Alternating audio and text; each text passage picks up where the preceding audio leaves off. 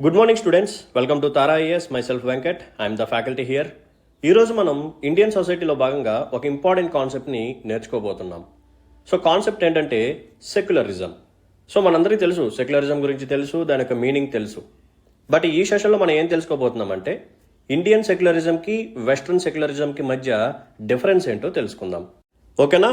So ఈరోజు session యొక్క agenda ఏంటంటే అసలు సెక్యులరిజం అనే కాన్సెప్ట్ ఎలా ఎమర్జ్ అయింది, ఎందుకు ఎమర్జ్ అయింది, వాట్ ఈస్ ద నీడ్, అసలు సెక్యులరిజం అనే కాన్సెప్ట్ని మనం ఎందుకు తీసుకొచ్చాం, అది మనం ఫస్ట్ తెలుసుకుందాం. ఆ తర్వాత ఇండియన్ సెక్యులరిజంకి వెస్ట్రన్ సెక్యులరిజంకి మధ్య డిఫరెన్స్ ఏంటో తెలుసుకుందాం. ఆ తర్వాత మన ఇండియన్ సెక్యులరిజం మీద ఉన్న క్రిటిసిజం ఏంటి. అండ్ ఈవెన్ దో మనం కాన్స్టిట్యూషన్ నథింగ్ బట్ మన భారత రాజ్యాంగంలో సెక్యులరిజం అనే కాన్సెప్ట్ని పెట్టినా సరే స్టిల్ మన ఇండియాలో కమ్యూనల్ వైలెన్స్ అనేది ఎక్కువగా కనిపిస్తూనే ఉంటుంది. అవునా?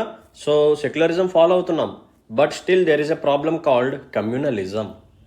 అది ఎందుకు వస్తుందో కూడా మనం తెలుసుకుందాం. ఓకేనా? రైట్. సో అసలు ఈ సెక్యులరిజం అనే కాన్సెప్ట్ ఎందుకు వచ్చింది, వాట్ ఈస్ ద నీడ్ అనే దానికి నేను మీకు గేమ్ ఆఫ్ థ్రోన్స్కి సంబంధించిన ఒక చిన్న స్టోరీ చెప్పి అక్కడ నుంచి కాన్సెప్ట్ని స్టార్ట్ చేస్తాను. సో ఇలా మనం బయట జరిగే వాటిని లింక్ చేసుకుంటూ వెళ్తే ఇంకా క్లియర్గా అర్థమవుతుంది అనమాట.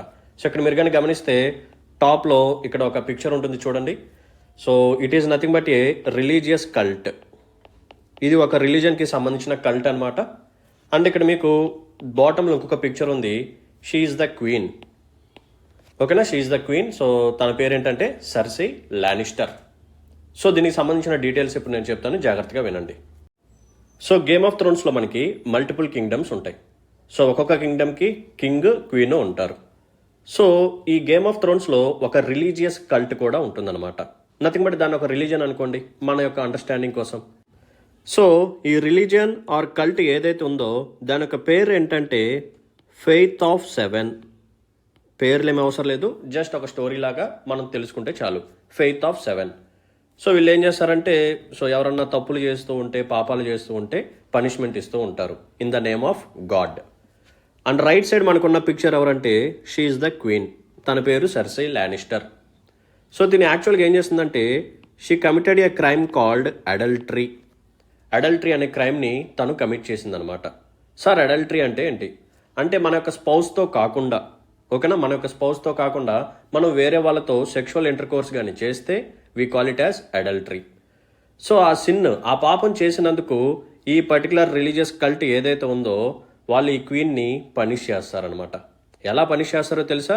సో తన యొక్క క్లోత్స్ని రిమూవ్ చేసేసి, ఇక్కడ మీకు కనిపిస్తున్న పిక్చర్స్ చూడండి, తన యొక్క క్లోత్స్ని రిమూవ్ చేసేసి ఆ కింగ్డమ్కి సంబంధించిన స్ట్రీట్స్లో న్యూడ్గా నడిపిస్తారు. ఒక క్వీన్ని ఇమాజిన్ చేసుకోండి, ఒక క్వీన్నే అడల్టరీ అనే క్రైమ్ చేసినందుకు ఒక రిలీజియస్ గ్రూప్ తన యొక్క క్లోత్స్ని రిమూవ్ చేసి న్యూడ్గా నడిపిస్తుంది. అది సో అంత డామినెంట్గా ఉండేది ఆ టైంలో రిలీజియన్. సో క్వీన్ని అలా న్యూడ్గా నడిపించేటప్పుడు పీపుల్ ఏం చేస్తారంటే వాళ్ళ దగ్గర ఉన్న చెప్పుల్స్ ఆర్ శాండిల్స్ కానీ, లేకపోతే వాళ్ళ దగ్గర ఉండే ఏదైనా రాక్స్ కానీ, స్టోన్స్ కానీ, లేకపోతే కుళ్ళిపోయిన వెజిటేబుల్స్ కానీ ఇవన్నీ తన మీద విసురుతూ ఉంటారనమాట. సో అంత హార్ష్గా పనిష్ చేసేవాళ్ళు. సో ఇక్కడ మనం గమనించాల్సింది ఏంటంటే, ద పాయింట్ ఆఫ్ డిస్కషన్ ఏంటంటే, సో ఏదన్నా క్రైమ్ చేసినప్పుడు, ఎవరన్నా సరే క్రైమ్ చేసినప్పుడు ఎవరు పనిష్ చేయాలి? యాక్చువల్గా అయితే కింగ్ కానీ లేకపోతే క్వీన్ కానీ ఎవరన్నా పనిష్ చేస్తారు ఆ టైమ్స్లో. ప్రజెంట్ టైమ్స్లో ఎవరు పనిష్ చేస్తారు? Courts or judiciary. అంతే కదా, న్యాయ వ్యవస్థ అందుకే కదా ఉంది. ఓకే, బట్ ఈ వెస్ట్రన్ కంట్రీస్లో ఏం జరిగేదంటే there is a thing called church. So ఈ చర్చ్ అనే కాన్సెప్ట్ ఏదైతే ఉందో, ఈ చర్చ్ అనే థింగ్ ఏదైతే ఉందో వీళ్ళు పనిష్మెంట్స్ ఇవ్వటం స్టార్ట్ చేశారు. సో ఒక ఇండివిజువల్కి సంబంధించిన ప్రతి ప్రైవేట్ ఆస్పెక్ట్లోకి వీళ్ళు ఇన్వాల్వ్ అయ్యేవాళ్ళు అనమాట. అండ్ స్టేట్కి సంబంధించిన ప్రతి ఆస్పెక్ట్లోకి కూడా ఈ చర్చ్ అనేది ఇన్వాల్వ్ అవటం స్టార్ట్ అయ్యింది. స్టేట్ అంటే ఏంటి? Legislature, executive, judiciary, army, police, ఓకేనా, పొలిటికల్ పార్టీస్, ప్రెషర్ గ్రూప్స్, వీళ్ళందరినీ కలిపితే మనం స్టేట్ అని చెప్పి పిలుస్తాం. సో స్టేట్ తీసుకునే ప్రతి డెసిషన్లో చర్చ్ వచ్చి ఇన్వాల్వ్ అవటం స్టార్ట్ అయింది. అవునా? లేకపోతే జ్యుడిషియరీ, సో వాళ్ళు తీసుకునే నిర్ణయాల్లో కూడా రిలీజన్ వచ్చి ఇన్వాల్వ్ అవటం. ఇక్కడ మీరు గమనిస్తే ఈవెన్ క్వీన్కి కూడా అసలు ఎటువంటి ఎక్సెప్షన్ అనేది లేదు. క్వీన్ని కూడా హార్ష్గానే ట్రీట్ చేసేవాళ్ళు. సో అలా ఆ టైంలో చర్చ్ అనే కాన్సెప్ట్ ఏదైతే ఉందో చాలా ఎక్కువ డామినెన్స్ అనేది చూపించేదన్నమాట. సో అందుకనే స్టేట్ ఏం చేసిందంటే, ఓకే, మేము ఈ రిలీజియన్ యొక్క అఫైర్స్లోకి మేము ఇన్వాల్వ్ అవ్వము, మీరు కూడా మా యొక్క స్టేట్ రిలేటెడ్ ఆస్పెక్ట్స్లోకి ఇన్వాల్వ్ అవ్వకండి, ఓకేనా, మ్యూచువల్ ఎక్స్క్లూజన్ అనేది చేసుకుందాము అని చెప్పి మనకి ఫ్రెంచ్ రెవల్యూషన్ జరిగినప్పుడు, ఓకేనా, ఫ్రెంచ్ రెవల్యూషన్లో జరిగినప్పుడు ఫ్రాన్స్లోనే మనకి ఫస్ట్ సెక్యులరిజం అనే కాన్సెప్ట్ అనేది స్టార్ట్ అవడం అనేది జరిగింది. ఓకేనా. సో ఇలా మనకి సెక్యులరిజం అనే కాన్సెప్ట్ ఎమర్జ్ అయిందనమాట. ఓకేనా, అర్థమైందా? సో సెక్యులరిజం అనే కాన్సెప్ట్ రావడానికి గల కారణం ఏంటి? The dominance of church.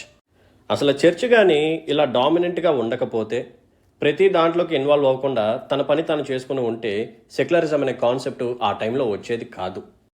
ఖచ్చితంగా కొంచెం టైం పీరియడ్ తర్వాతే వచ్చేది. Okay, right. సో ఇప్పుడు మనం ఏం చూసాము? సెక్యులరిజం అనే కాన్సెప్ట్ ఎలా ఎమర్జ్ అయింది, వాట్ ఈస్ ద నీడ్ అనేది మనం చూసాం.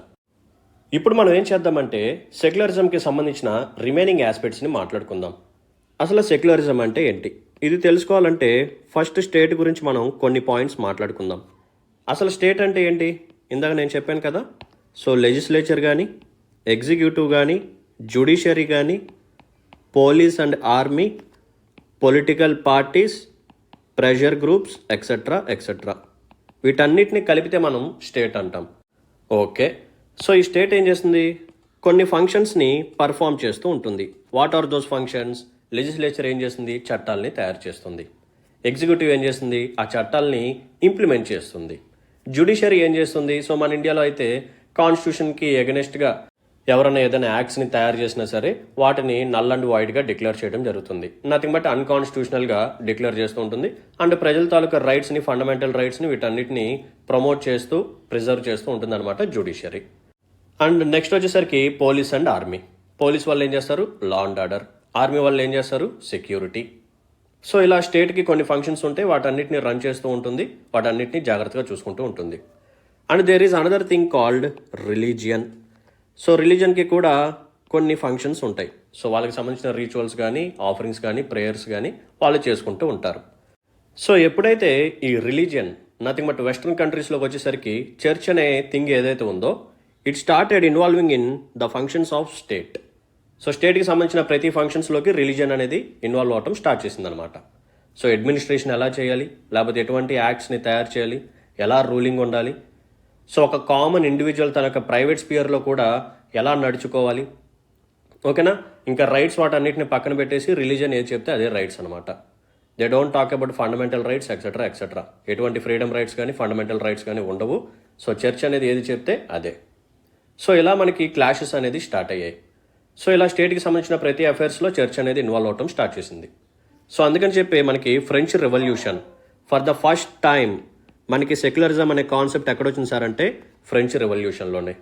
సో ఈ ఫ్రెంచ్ రెవల్యూషన్ మనకి 1789 ఆ టైంలో జరిగింది. So mid 17th century. So అప్పుడు మనకి ఈ పర్టికులర్ సెక్యులరిజం అనే కాన్సెప్ట్ని ఇంట్రడ్యూస్ చేశారు. సో ఇలా ఇంట్రడ్యూస్ చేసినప్పుడు వీళ్ళు ఏమన్నారంటే, సో ఒక పక్క స్టేట్ ఉంటుంది, ఇంకొక పక్క రిలీజన్ ఉంటుంది. So let's build a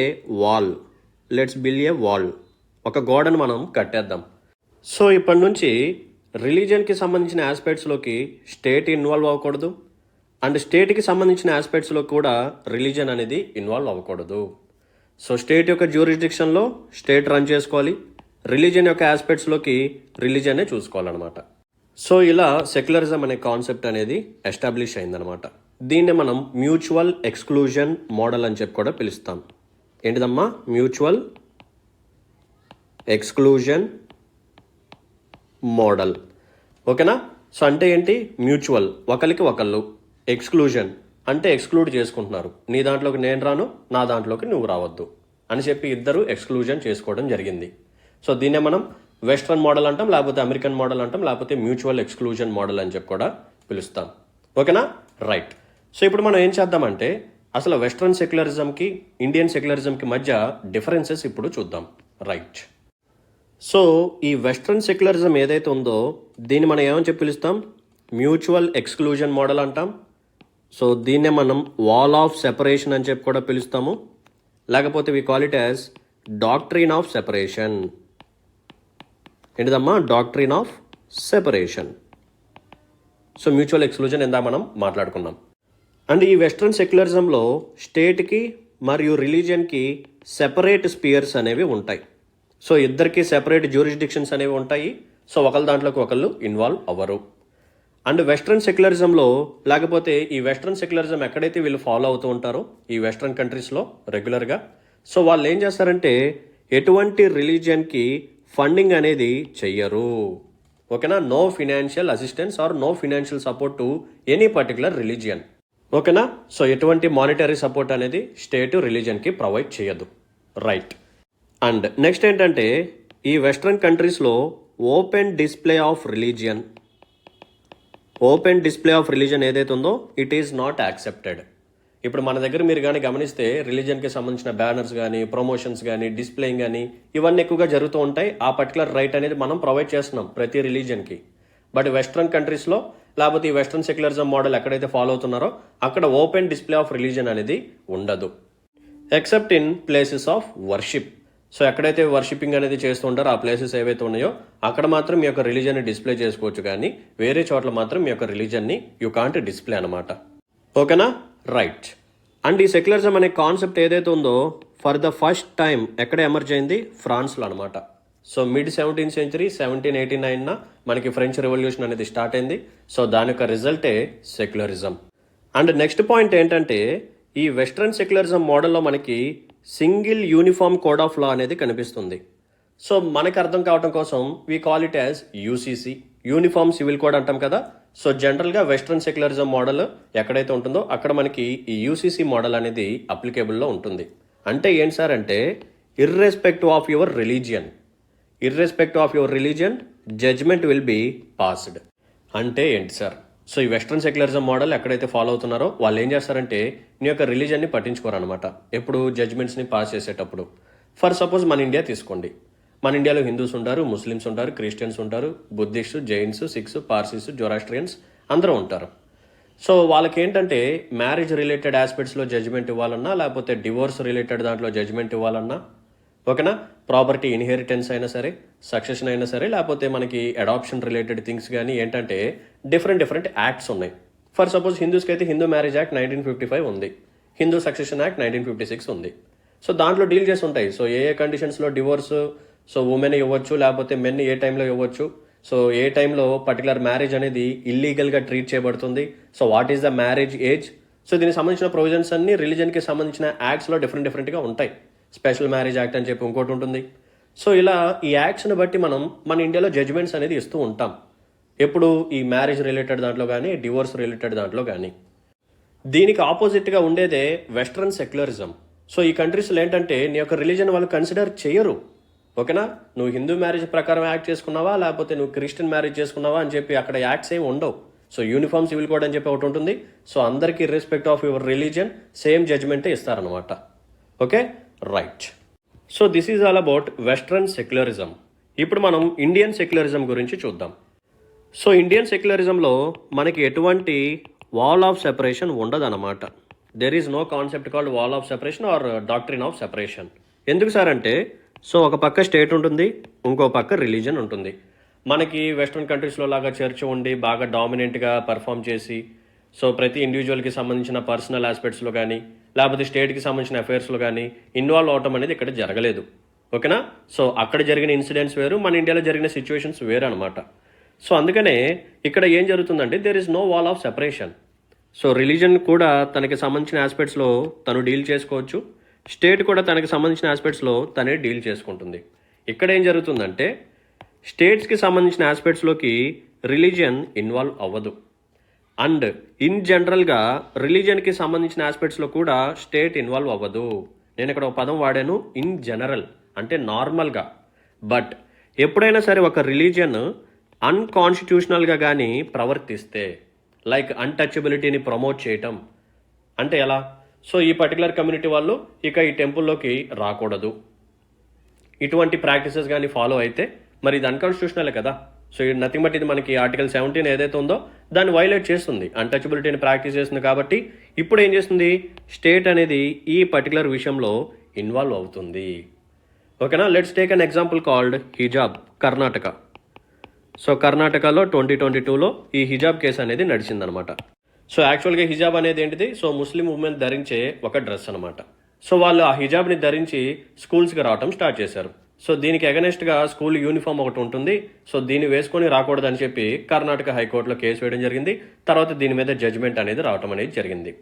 so ఇక్కడ ఏం జరుగుతుంది అంటే స్టేట్ ఏం చేస్తుందంటే ఇటువంటి సిచ్యువేషన్స్లో ఈ పర్టికులర్ ప్రాక్టీస్ ఏదైతే ఉందో, ఓకేనా, ఈ హిజాబ్ని ధరించే ప్రాక్టీస్ ఏదైతే ఉందో అది ఇస్లాం రిలీజన్కి సంబంధించిన ఎసెన్షియల్ ప్రాక్టీసా కాదా అని చెప్పి చెక్ చేస్తారు. ఓకేనా, ఒకవేళ ఈ హిజాబ్ని ధరించే ప్రాక్టీస్ ఏదైతే ఉందో అది ఇస్లాంకి సంబంధించిన ఎసెన్షియల్ ప్రాక్టీస్ అయితే దాన్ని అలౌ చేస్తారు. ఒకవేళ అది ఎసెన్షియల్ ప్రాక్టీస్ కాకపోతే దాన్ని అలౌ చేయరు అనమాట. సో ఇక్కడ ఏం జరుగుతుంది, స్టేట్ అనేది రిలీజన్కి సంబంధించిన ప్రతి ఆస్పెక్ట్లోకి ఇన్వాల్వ్ అవ్వదు, ఇన్ జనరల్గా వదిలేస్తుంది. ఓకే, మీకు సంబంధించిన రిచువల్స్ మీరు పర్ఫామ్ చేసుకోండి, మీకు సంబంధించిన ప్రేయర్స్ మీరు చేసుకోండి, ఓకే, బీ హ్యాపీ, అలా వదిలేస్తుంది. బట్ ఎప్పుడైనా సరే ఒక రిలీజన్ కొన్ని ఆస్పెక్ట్స్లో అన్కాన్స్టిట్యూషనల్గా కానీ ప్రవర్తిస్తే అప్పుడు మాత్రమే స్టేట్ అనేది ఇన్వాల్వ్ అవటం అనేది జరుగుతుంది. ఓకేనా, సో ఇది మన ఇండియన్ సెక్యులరిజంలో కనిపించే మెయిన్ ఫ్యూచర్. సో ఇండియన్ సెక్యులరిజంలో స్టేట్కి రిలీజియన్కి మధ్య ఒక పాజిటివ్ రిలేషన్షిప్ అనేది ఉంటుంది. Whereas in western secularism negative concept అనేది ఉంటుంది అనమాట, నెగిటివ్ రిలేషన్షిప్ అనేది ఉంటుంది. ఎందుకంటే అప్పుడు చర్చ్ అనేది అంత డామినెంట్ రోల్ ప్లే చేసింది కాబట్టి అక్కడ వాళ్ళు భయపడిపోయి అంత సెపరేట్గా గోడ కట్టేసుకున్నారు. బట్ మన దగ్గర అలా కాదు. సో స్టేట్ ఏం చేస్తుందంటే ఇన్ జనరల్గా ప్రతి రిలీజన్ పట్ల న్యూట్రల్గా ఉంటుంది, ప్రతి రిలీజన్ని ఈక్వల్గా ట్రీట్ చేస్తుంది, ప్రతి రిలీజన్ని ఈక్వల్గా ప్రమోట్ చేస్తూ ఉంటుంది. So state will maintain equal distance among all religions in our India. ఓకేనా, let us take an example called Hinduism, Islamic, Christianity. So state ఏదైతే ఉందో ఈ హిందూయిజం అనే రిలీజియన్తో ఎంతైతే డిస్టెన్స్ మెయింటైన్ చేస్తుందో సో అంతే డిస్టెన్స్ని ఇస్లామిక్ రిలీజియన్తో మెయింటైన్ చేస్తుంది, క్రిస్టియానిటీతో మెయింటైన్ చేస్తుంది. ఓకేనా, ఒకరితో బాగా క్లోజ్గా ఉండి ఒకరితో దూరంగా ఉండి అలా ఇన్ఈక్వాలిటీ అనేది చూపించదు అనమాట. సో ప్రతి రిలీజన్తో ఈక్వల్ డిస్టెన్స్ని మెయింటైన్ చేస్తూ ప్రతి రిలీజన్తో మనం న్యూట్రల్గా ఉంటూ ప్రతి రిలీజన్ని మనం ఈక్వల్గా ట్రీట్ చేసి ప్రమోట్ చేస్తూ ఉంటుందన్నమాట. So it is like A positive relationship. Whereas in western countries దీనికి ఆపోజిట్గా ఉంటుంది. సో చర్చికి వీలైనంత దూరంగా అది ఉంటుంది. So it is like A negative relationship అనమాట. ఓకేనమ్మా, రైట్. సో అందుకని మన ఇండియాలో ఉన్న ప్రతి రిలీజన్ని ఈక్వల్గా ట్రీట్ చేయడం కోసం మన భారత రాజ్యాంగంలో కూడా ఈ రిలీజన్కి కొన్ని ఫండమెంటల్ రైట్స్ ఇచ్చాం. సో ఆర్టికల్ 25 ఏం చెప్తుంది, freedom of conscience and practice profess propagate. అంటే ఏంటి, సో ఒక ఇండివిజువల్ తనకి కావాల్సిన రిలీజన్ని తను సెలెక్ట్ చేసుకోవచ్చు, అది కూడా ఒక రైటే. ఇంకొక రైట్ ఏంటంటే తను ఏ రిలీజన్ని కూడా సెలెక్ట్ చేసుకోకుండా ఉండొచ్చు. ఓకేనా, సో ప్రతి ఒక్కరు ఒక రిలీజియన్ని సెలెక్ట్ చేసుకోవాలని చెప్పి మ్యాండేటరీ అయితే కాదు. సో కొంతమంది ఎథీస్టులు ఉంటారు, కొంతమంది దేవుణ్ణి నమ్మరు, రిలీజియన్ని నమ్మరు, సో వాళ్ళు దూరంగా ఉంటారు. అది కూడా ఆర్టికల్ 25 ప్రకారం ఒక ఫండమెంటల్ రైటే, ఇది కూడా మీకు తెలియాలి. సో ఎవరన్నా ఒక రిలీజియన్ని సెలెక్ట్ చేసుకున్నారు అనుకోండి, ఆ రిలీజియన్ వాళ్ళు ప్రాక్టీస్ చేసుకోవచ్చు, ఆ రిలీజియన్ వాళ్ళు పబ్లిష్ చేసుకోవచ్చు, వేరే వాళ్ళకు కూడా చెప్పుకోవచ్చు, ఎస్ నేను ఈ పర్టికులర్ రిలీజియన్ని ఫాలో అవుతున్నాను, నా రిలీజియన్ ఎలా ఉంటుంది, సో ఇంత మంచిది అని చెప్పి they can promote it. So ఈ రైట్స్ అనేవి మనకి ఫండమెంటల్ రైట్స్లోనే ప్రొవైడ్ చేయడం జరిగిందనమాట. ఓకేనా, సో ఇలా డిఫరెంట్ రిలీజియన్స్కి కొన్ని రైట్స్ అనేవి ఇవ్వటం అనేది జరిగింది. సో వాళ్ళు మూవబుల్ ప్రాపర్టీని హోల్డ్ చేసుకోవచ్చు, ఇమ్మూవబుల్ ప్రాపర్టీని హోల్డ్ చేసుకోవచ్చు, వాళ్ళకి సంబంధించిన రిలీజియన్ అఫైర్స్ని వాళ్ళే రన్ చేసుకోవచ్చు. ఓకేనా, దీంతోపాటు payment of taxes. So state ఒక పర్టికులర్ రిలీజియన్ని నేను ప్రమోట్ చేస్తాను, దయచేసి నువ్వు నాకు ట్యాక్సెస్ కట్టు అని చెప్పి కలెక్ట్ చేసే అధికారం లేదనమాట. అంతే కదా, హిందూయిజం రిలీజియన్ ఉంది. సో ఇప్పుడు సెంట్రల్ గవర్నమెంట్ వచ్చి సో హిందూయిజంకి సంబంధించిన ఫెస్టివల్స్ నేను బాగా సెలబ్రేట్ చేస్తాను, సో మీరు ట్యాక్సెస్ పే చేయండి దానికోసం అని చెప్పి అడిగితే అసలు ఆ రైటే లేదనమాట సెంట్రల్ గవర్నమెంట్కి. ఓకేనా, ఇది కూడా ఒక fundamental right. And religious instructions in educational institutions. So state maintain చేసే ఎడ్యుకేషనల్ ఇన్స్టిట్యూషన్స్ ఏవైతే ఉన్నాయో అక్కడ రిలీజియస్ ఇన్స్ట్రక్షన్స్ అనేది ఇవ్వరు. అండ్ రిమైనింగ్ స్టేట్ యొక్క ఎయిడ్ తీసుకొని కొన్ని ఇన్స్టిట్యూషన్స్ ఇంకా వేరే వాళ్ళు రన్ చేసే ఉంటాయి, అక్కడ రిలీజియస్ ఇన్స్ట్రక్షన్స్కి అటెండ్ అవ్వాలా వద్దా అనేది ఆ స్టూడెంట్ నిర్ణయించుకుంటాడు. ఒకవేళ ఆ స్టూడెంట్ బాగా చిన్నపిల్లడు అనుకోండి, ఎటువంటి డెసిషన్ తీసుకునే స్టేజ్లో అయితే తను లేడు. సో అప్పుడు ఏం జరుగుతుందంటే పేరెంట్స్ యొక్క కన్సెంట్ కానీ గార్డియన్ యొక్క కన్సెంట్ కానీ తీసుకుంటారనమాట. ఓకేనా, సో ఇలా మనకి సెవరల్ ఫండమెంటల్ రైట్స్ అనేవి ఉంటాయి. But there is a thing. ఆ థింగ్ ఏంటంటే ఎక్సెప్షన్స్. ఓకేనా, సో ఈ పర్టికులర్ ఫండమెంటల్ రైట్స్ ఏవైతే ఉన్నాయో వాటికి కొన్ని ఎక్సెప్షన్స్ ఉంటాయి అనమాట. ఏంటివి, public order, health, morality. So వీటిని కానీ వైలేట్ చేస్తే ఈ ఫండమెంటల్ రైట్స్ అనేవి ఆ పర్టికులర్ రిలీజియన్కి ఉండవన్నమాట. అర్థమైందా? సో అందుకనే చెప్తున్నా, సో రిలీజియన్కి స్టేట్కి మధ్య రిలేషన్షిప్ ఎలా ఉంటుందంటే పాజిటివ్గా ఉంటుంది ఇన్ జనరల్గా. ఓకేనా. సో ప్రతి దాంట్లోకి స్టేట్ అనేది ఇన్వాల్వ్ అవ్వదు, దాని పని అదే చూసుకుంటుంది. బట్ ఎప్పుడైతే ఒక పర్టికులర్ రిలీజన్ అనేది అన్కాన్స్టిట్యూషనల్గా ప్రవర్తిస్తుందో అప్పుడు మాత్రమే ఈ పర్టికులర్ స్టేట్ అనేది కాన్స్టిట్యూషనల్ పరంగా, కాన్స్టిట్యూషనల్ ప్రొవిజన్స్ పరంగా ఇన్వాల్వ్ అవుతుందన్నమాట. Okay, right. So there is a question for you. అసలు సెక్యులరిజం అనే కాన్సెప్ట్ ఫస్ట్ టైం మన ఇండియాలో ఎప్పుడు తీసుకొచ్చాం? సో చాలామంది ఏమనుకుంటారు, yes there is a constitution amendment called 42nd. Yes, according to 42nd constitution amendment act 1976 మనం ఏం చేసాం, సెక్యులరిజం అనే వర్డ్ని ప్రియాంబుల్లో పెట్టడం జరిగింది. సార్ మరి ఈ సెక్యులరిజం ఫ్యూచర్ని మనం ఇంతకుముందు ఎక్కడ చూడలేదా మన ఇండియాలో అని అడిగితే there is an answer. So answer వచ్చేసరికి 12th rock edict. So 12th rock edict of Ashoka. So అశోకాకి సంబంధించిన ఈ 12th రాక్ ఎడిక్ట్ ఏదైతే ఉందో దాంట్లో సెక్యులరిజం గురించి మెన్షన్ చేసి ఉందన్నమాట. ప్రతి రిలీజన్ ఈక్వల్గా ట్రీట్ చేయాలి, సో ఈక్వల్గా ప్రమోట్ చేయాలి అని చెప్పి అక్కడే మెన్షన్ చేసి ఉంది. ఓకేనా. సో అప్పటి నుంచే ఏన్షియంట్ టైమ్స్ నుంచే సెక్యులరిజం అనే ఫ్యూచర్ మన ఇండియాలో ఉంది, ఆ ఐడియాలజీ ఉంది. ఓకే, తర్వాత మనం ఏం చేసాము, 42nd కాన్స్టిట్యూషన్ అమెండ్మెంట్ యాక్ట్ ద్వారా ప్రియాంబుల్లో పెట్టడం అనేది జరిగింది. Okay, right. సో వెస్ట్రన్ సెక్యులరిజంలో నేనేం చెప్పాను, స్టేట్ రిలీజన్కి ఎటువంటి ఫండింగ్ అనేది ఇవ్వదు, ఎటువంటి ఫినాన్షియల్ సపోర్ట్ అనేది ప్రొవైడ్ చేయదు అని చెప్పాను. But Indian secularism nothing but మన ఇండియాలో స్టేట్ ఏం చేస్తుందంటే ఫండింగ్ అనేది ఇస్తూ ఉంటుంది. ఓకేనా. కొన్ని రిలీజన్స్ని ప్రమోట్ చేయడం కోసం, అంటే మైనారిటీ రిలీజన్స్ కొన్ని ఉంటాయి, సో వాళ్ళకి మనం సపోర్ట్ అనేది ఇవ్వాలి, లేకపోతే అవి ఎక్స్టెంట్ అయిపోతుంది కదా. సో మీ అందరికీ తెలుసు మన ఇండియాలో పుట్టిన రిలీజన్స్ ఏంటంటే హిందూయిజం, బుద్ధిజం, జైనిజం, సిక్కిజం. బయట కంట్రీస్ నుంచి వచ్చిన రిలీజన్స్ ఏంటి, ఇస్లామిక్ అండ్ క్రిస్టియానిటీ. తర్వాత మనకి పార్సీస్ ఆర్ జొరాస్ట్రియనిజం కూడా వచ్చింది. సో పార్సీస్ యొక్క కౌంట్ ఎంత తక్కువ ఉంది మీ అందరికీ తెలుసు కదా, అవునా. సో అటువంటి రిలీజన్స్ని మనం ప్రొటెక్ట్ చేయడం కోసం వాళ్ళకు కూడా మనం గ్రాంట్స్ ఇన్ ఎయిడ్ అనేది ప్రొవైడ్ చేస్తూ ఉండాలి. సో అలా వాళ్ళకి ఇన్స్టిట్యూషన్స్కి గ్రాంట్స్ ఇన్ ఎయిడ్ అనేది ప్రొవైడ్ చేస్తూ ఉంటుందన్నమాట. ఓకేనా. So there are 2 articles, article 29 and article 30. So article 29 వచ్చేసరికి it is for both majority and minorities, and article 30 ఏదైతే ఉందో it is exclusively for minorities only. చాలామంది ఏమనుకుంటారంటే ఫండమెంటల్ రైట్స్ మనం క్లాసిఫై చేసుకుంటూ వచ్చినప్పుడు ఈ 29, 30 ఆర్టికల్స్ని మనం మైనారిటీస్కి సంబంధించిన రైట్స్ లాగా పెట్టుకుంటాం. ఓకే, 30 అనే ఆర్టికల్ ఏదైతే ఉందో it is exclusively for minorities only. But article 29 ఏదైతే ఉందో అది మెజారిటీ పీపుల్కి కూడా అప్లికేబుల్లో ఉంటుందన్నమాట. సో ఇలా ఇంప్లిసిటీ మీనింగ్స్ని మీరు తెలుసుకోవాలి.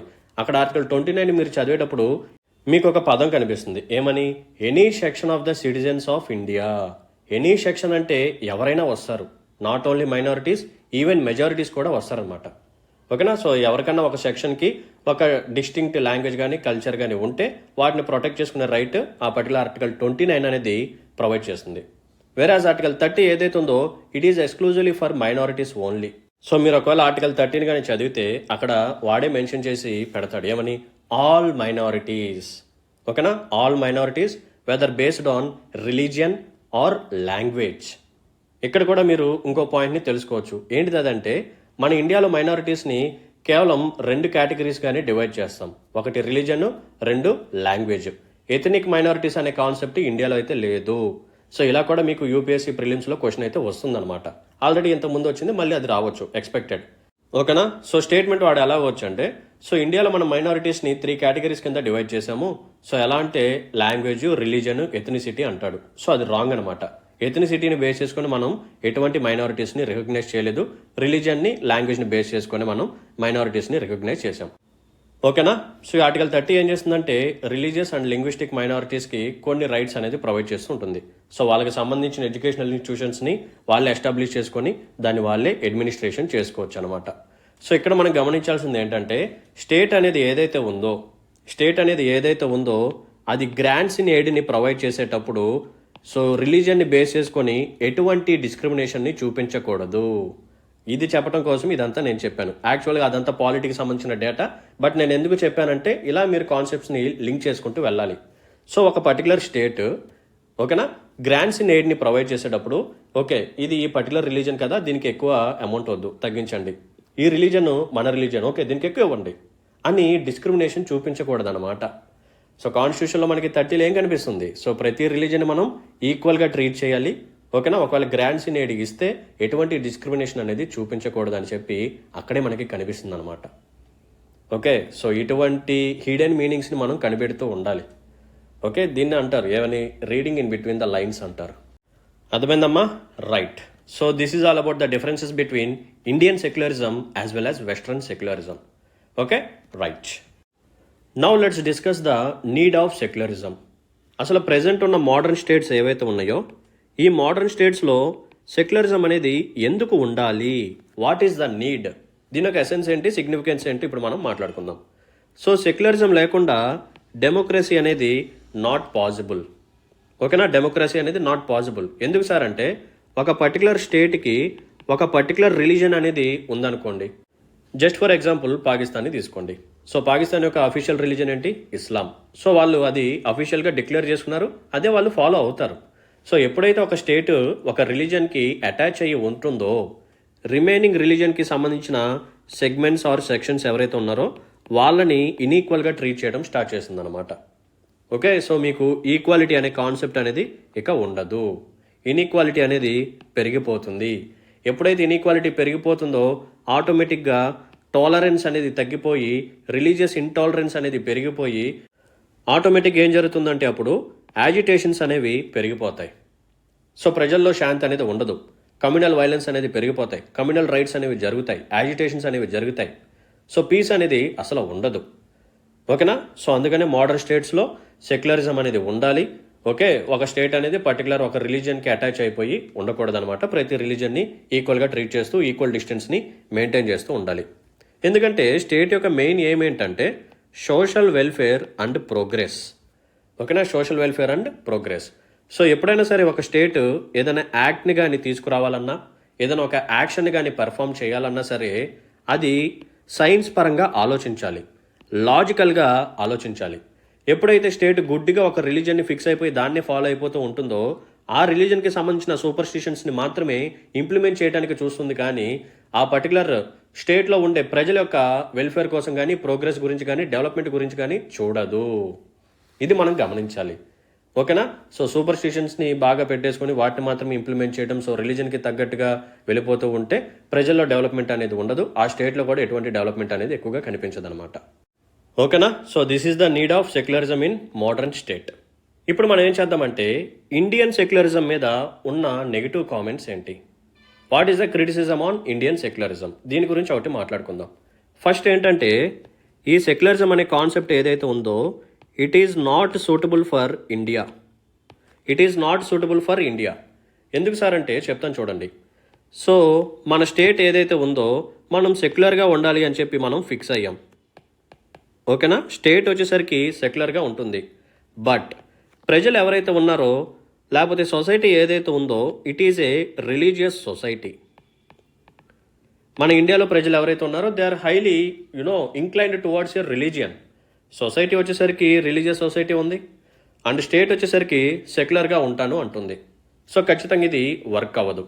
ఇంకోటి ఏంటంటే it is not suitable for India అని చెప్పి ఎందుకు అంటున్నారు అంటే బికాస్ ఈ పర్టికులర్ సెక్యులరిజం అనే కాన్సెప్ట్ ఏదైతే ఉందో ఇది వెస్ట్రన్ కంట్రీస్లో ఎమర్జ్ అయిన కాన్సెప్ట్. అక్కడ చర్చ్ అనేది ఒక డామినెంట్ రోల్ అనేది ప్లే చేసింది. సో దాని నుంచి తప్పించుకోవడం కోసం మాత్రమే స్టేట్ అనేది ఇలా సెక్యులరిజం అనే కాన్సెప్ట్ తీసుకొచ్చి మధ్యలో ఒక అడ్డుగోడని కట్టించింది. బట్ మన ఇండియాలో అలా ఏం జరగలేదు కదా. సో అందుకనే ఈ పర్టికులర్ సెక్యులరిజం అనే కాన్సెప్ట్ ఏదైతే ఉందో ఇది మన ఇండియాలో అంత నీడ్ కాదు, అంత అవసరం లేదు అని చెప్పి కొంతమంది అంటూ ఉంటారు. నెక్స్ట్ ఇంకోటి ఏంటంటే సో ఎప్పుడైతే మనం హైలీ సెక్యులర్గా మారిపోతామో, స్టేట్ అనేది హైలీ సెక్యులర్గా మారిపోతుందో ఈ రిలీజియన్కి కానీ లేకపోతే ఈ రిలీజియస్ ప్రాక్టీసెస్ ఏవైతే ఉన్నాయో వీటిని చాలా చిన్న చూపుతో మనం చూస్తాము. అంటే ఏంటి, narrow scope. There is narrow scope for religious practices. Okay, so స్టేట్కి సంబంధించిన రిలీజియస్ ప్రాక్టీసెస్లో ఇన్వాల్వ్ అయిపోయి ఇదేంటి అలా ఉంది, అదేంటి ఇలా ఉంది, చిన్న చూపు చూడటం, లేకపోతే ఇంకా ఏంట్రా ఈ ప్రాక్టీసెస్, సైన్స్ అలా డెవలప్ అయిపోయింది, సెక్యులర్గా ఉండాలి అని చెప్పి ఇటువంటి కామెంట్స్ అనేది మనం పాస్ చేస్తూ ఉంటాం. అండ్ మోస్ట్ ఇంపార్టెంట్ పాయింట్ ఏంటంటే దీన్ని మీరు ఖచ్చితంగా మెయిన్స్లో యూజ్ చేయాలి. అదేంటంటే సూడో సెక్యులరిజం. చాలామంది అంటూ ఉంటారు సూడో సెక్యులరిజం. సూడో సెక్యులరిజం అంటే ఏంటి? సో మన ఇండియాలో మెజారిటీ గ్రూప్ అవుతుంది, మైనారిటీస్ గ్రూప్ అవుతుంది. సో మెజారిటీ అని చెప్పి ఎవరిని అంటాము, హిందూస్ అనమాట. ఎందుకంటే మన ఇండియాలో majority of the population they belong to Hinduism only. Minorities ఎవరు, రిమైనింగ్ రిలీజియన్స్, ఇస్లాం కానీ, క్రిస్టియానిటీ కానీ, Buddhism, Jainism, Sikhism, Parsis. So ఈ 6 సెగ్మెంట్స్ ఎవరైతే ఉన్నారో వాళ్ళని మనం మైనారిటీస్ అంటాం. సో ఈ మైనారిటీస్ ఎవరైతే ఉన్నారో వీళ్ళ యొక్క అపీజ్మెంట్ కోసం స్టేట్ అనేది రన్ చేయడం స్టార్ట్ చేసిందనమాట. Like giving some welfare mechanism కానీ ప్రోగ్రామ్స్ కానీ ఇటువంటివి తీసుకొచ్చి మైనారిటీస్ అపీస్మెంట్ లాగా మారిపోతుంది, ఈ సెక్యులరిజం అనే కాన్సెప్ట్ అనేది కంప్లీట్గా మారిపోతుందని చెప్పి కొంతమంది క్రిటిసైజ్ చేయడం స్టార్ట్ చేశారు. ఓకేనా? So this is a criticism towards Indian secularism. But what ever, మన ఇండియా అనేది ఏదైతే ఉందో it is a multi religious society. మనందరికీ తెలిసిన విషయమే. డిఫరెంట్ రిలీజన్కి సంబంధించిన పీపుల్ ఉంటారు, డిఫరెంట్ కల్చర్కి సంబంధించిన పీపుల్ ఉంటారు, డిఫరెంట్ లింగ్విస్టిక్ గ్రూప్స్ ఉంటారు. సో అందుకని చెప్పి మన ఇండియాని ఏమని చెప్పి పిలుస్తామంటే we call it as melting pot అని చెప్పి కూడా పిలుస్తాం. సో ఇటువంటి మల్టీ రిలీజియస్ సొసైటీలో మనకి మెజారిటీ గ్రూప్స్ ఉంటాయి, మైనారిటీ గ్రూప్స్ ఉంటాయి. సో అప్పుడు సెక్యులరిజం కానీ లేకపోతే మన ఇండియాకి ఒక అఫీషియల్ రిలీజియన్ కానీ వచ్చేస్తే అప్పుడు ఏమవుతుందంటే India will become a majority group. ఓకేనా? So India will become a majority group. అప్పుడు ఎటువంటి ఈక్వాలిటీ ఉండదు, ఎటువంటి జస్టిస్ అనేది ఉండదు. సో మైనారిటీస్ బాగా సఫర్ అవుతారు అని చెప్పి కూడా మనం రాయాలి. ఓకేనా? సో సెక్యులరిజం అనేది మంచిదే, ఖచ్చితంగా ఉండాలి. బట్ మీరు కానీ క్వశ్చన్లో వాళ్ళు అడిగితే ఏమని what is the criticism towards Indian secularism అని అడిగితే ఇందా చెప్పిన పాయింట్స్ అన్ని రాయాలి. ఓకేనా? It is not suitable or unworkable in India because state అనేది సెక్యులర్గా ఉండి ప్రజలు అనేవాళ్ళు లేకపోతే సొసైటీ కానీ రిలీజియస్గా ఉంటే మ్యాచ్ అవ్వదు. And it is not needed in India. ఎందుకంటే సెక్యులరిజం అనే కాన్సెప్ట్ ఫ్రెంచ్ రెవల్యూషన్ టైంలో వచ్చింది, ఫ్రాన్స్లో వచ్చింది. వెస్ట్రన్ కంట్రీస్లో చర్చ్ అనేది బాగా డామినెంట్ రోల్ ప్లే చేసింది. కాబట్టి ఆ డామినెన్స్ నుంచి తప్పించుకోవడం కోసం స్టేట్స్ అనేవి ఈ పర్టికులర్ కాన్సెప్ట్ని తీసుకొచ్చింది. బట్ ఇండియాలో అలా జరగలేదు కదా అని చెప్పి కూడా మీరు రాయొచ్చు. ఎప్పుడైతే హైలీ సెక్యులర్గా మారిపోతుందో స్టేట్ అనేది అప్పుడు రిలీజియస్ ప్రాక్టీసెస్ పట్ల మనం నారో స్కోప్తో ఉంటాం, చిన్న చూపు చూస్తూ ఉంటాము. సూడో సెక్యులరిజం అనే కాన్సెప్ట్ కూడా వస్తుంది. అంటే మైనారిటీస్ని అపీస్ చేయడం కోసం లేకపోతే వాళ్ళని సాటిస్ఫై చేయడం కోసం స్టేట్ అనేది వాళ్ళ కోసం వర్క్ చేస్తూ, ఓకేనా, వాళ్ళకి రిలీజియన్ని ప్రమోట్ చేయడం కానీ వాళ్ళకి సపోర్ట్ని ప్రమోట్ చేయడం కానీ మెజారిటీ గ్రూప్ని పట్టించుకోకుండా మెజారిటీ గ్రూప్కి ఎక్కువ ఎటువంటి బెనిఫిట్స్ ఇవ్వకుండా ఇలా కూడా మారిపోయే ఛాన్స్ ఉందని చెప్పి కొంతమంది క్రిటిసైజ్ చేస్తూ ఉంటారనమాట. ఓకేనమ్మా? Right. So this is all about today session. So చాలా అంటే చాలా బ్యూటిఫుల్గా మనం మాట్లాడుకోవడం జరిగింది. సో సెక్యులరిజం గురించి మనం మాట్లాడుకున్నాం, ఆ కాన్సెప్ట్ ఎందుకు వచ్చింది, గేమ్ ఆఫ్ థ్రోన్స్ లాంటి ఒక బ్యూటిఫుల్ సిరీస్ నుంచి ఒక చిన్న ఎగ్జాంపుల్ తీసుకొని ఎలా లింక్ చేసుకోవాలనేది నేను మీకు చెప్పడం జరిగింది. ఓకేనా? సో వెస్ట్రన్ సెక్యులరిజం అంటే ఏంటో చూసాము, ఇండియన్ సెక్యులరిజం అంటే ఏంటో చూసాము, అసలు మోడర్న్ స్టేట్కి సెక్యులరిజం అనేది ఎందుకు ఉండాలి, వాట్ ఈస్ ద నీడ్ అనేది చూసాము. అండ్ నెక్స్ట్ థింగ్ వచ్చేసరికి ఇండియన్ సెక్యులరిజం పట్ల ఉన్న క్రిటిసిజం ఏంటో కూడా మనం చూడటం జరిగింది. ఓకేనమ్మా? Right. So this is all about today session. I hope you like the session. మీకు కానీ నాకు ఎక్స్ప్లెనేషన్ కానీ నచ్చినట్టయితే, నా నుంచి ఇటువంటి సెషన్స్ని మీరు మరిన్ని కోరుకున్నట్టయితే please hit the like button and మీ యొక్క వాల్యుబుల్ కామెంట్ని మెన్షన్ చేయండి. అండ్ ఇంకెవరైనా సరే మన ఛానల్ని సబ్స్క్రైబ్ చేసుకునే వాళ్ళు ఉంటే ప్లీజ్ డూ సబ్స్క్రైబ్. అండ్ మీ ఫ్రెండ్స్ అండ్ ఫెలో ఆస్పిరెంట్స్కి కూడా మన ఛానల్ని షేర్ చేయండి అనమాట. ఓకేనా? ఇటువంటి బ్యూటిఫుల్ కంటెంట్తో మీ ముందుకి డైలీ వస్తూనే ఉంటాను. Don't worry. Okay? Right. So let's call it a day then. See in the next session. Until then take care. Bye. జై హింద్.